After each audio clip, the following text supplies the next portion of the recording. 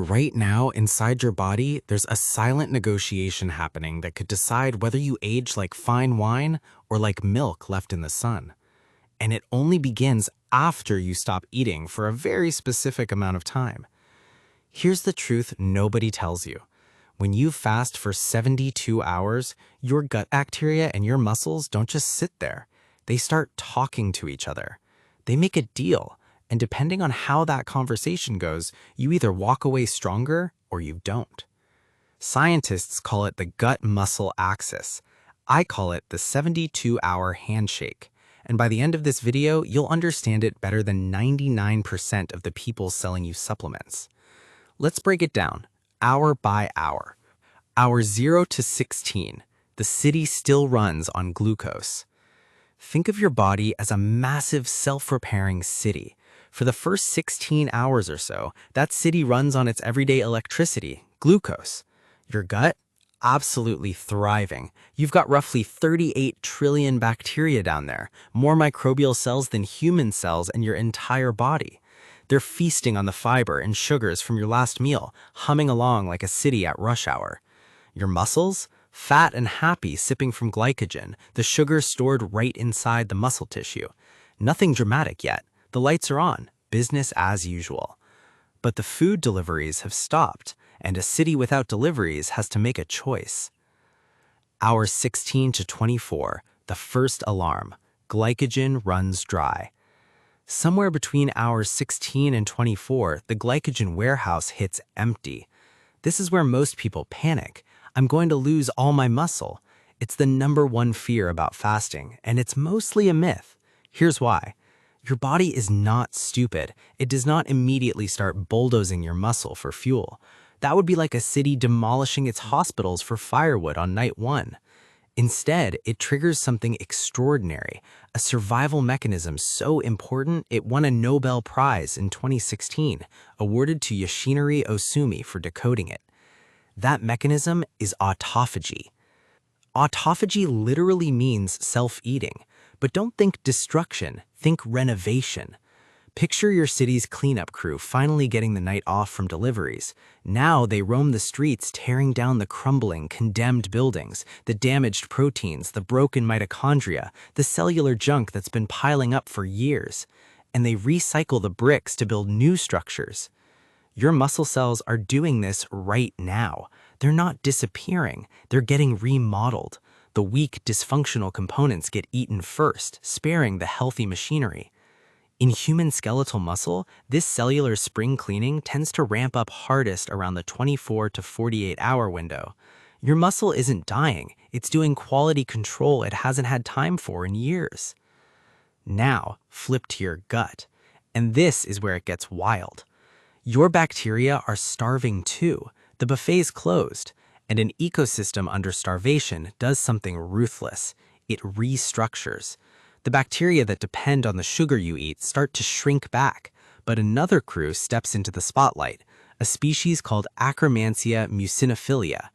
When your food runs out, Akkermansia doesn't panic. It starts nibbling on the mucus lining of your gut wall instead. Sounds terrifying, right? It's actually the opposite. This controlled nibbling signals your gut to rebuild that lining thicker and stronger, like a coastal town reinforcing its seawall before a storm. Studies consistently link higher Akkermansia levels to a stronger gut barrier and better metabolic health. Your gut isn't shutting down, it's running an ecological pressure test, weeding out the freeloaders and promoting the survivors. And here's the kicker. A thicker gut wall means fewer bacterial toxins leaking into your blood. Less leaky gut means less silent inflammation, that same low-grade fire that quietly drives aging, insulin resistance, and muscle breakdown. Your fasting gut is literally lowering the flames. Let's continue with the handshake, where gut meets muscle. Here's the part the other videos completely miss, the moment that changes everything. As those surviving bacteria ferment what's left in your gut, they pump out chemical messengers called short-chain fatty acids, especially one superstar, butyrate. Butyrate doesn't just stay in your gut, it slips into your bloodstream and travels all the way to your muscles. And when it arrives, it delivers a message. Don't break down. Preserve. Protect. Fight inflammation. This is the handshake. Your starving bacteria are literally sending signals that help defend your muscle tissue from being cannibalized. The gut and the muscle, two systems you'd never connect, are covering for each other in a crisis. Emerging research on the gut-muscle axis suggests these microbial signals genuinely influence muscle metabolism and even strength. Your bacteria aren't passengers. In a fast, they become allies. But there's a catch nobody mentions. This handshake only works if you fed those bacteria fiber before the fast.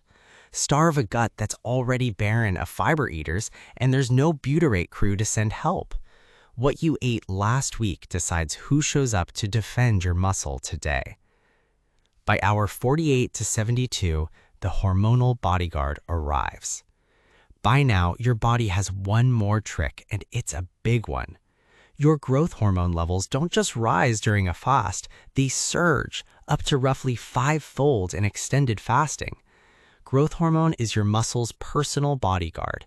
Its whole job right now is to say, burn the fat, leave the muscle alone. So picture the full scene at hour 72. Fat is being torched for fuel through ketones. Growth hormone is standing guard over your muscle. Autophagy is renovating your cells from the inside, and your gut bacteria are shipping butyrate upstairs to protect the very muscle everyone told you would vanish. It's not starvation, it's the most sophisticated survival choreography in biology. And those ketones, they're not just fuel, they're a signal. Ketones like BHB help silence the same inflammatory switches butyrate targets, and they feed your brain so cleanly that mental fog lifts and focus sharpens. Your body isn't just surviving the famine, it's upgrading you to run leaner and think clearer. Here's the twist most miss. This GH surge won't rebuild muscle now, it's playing defense, not offense. The real growth happens later when you refeed.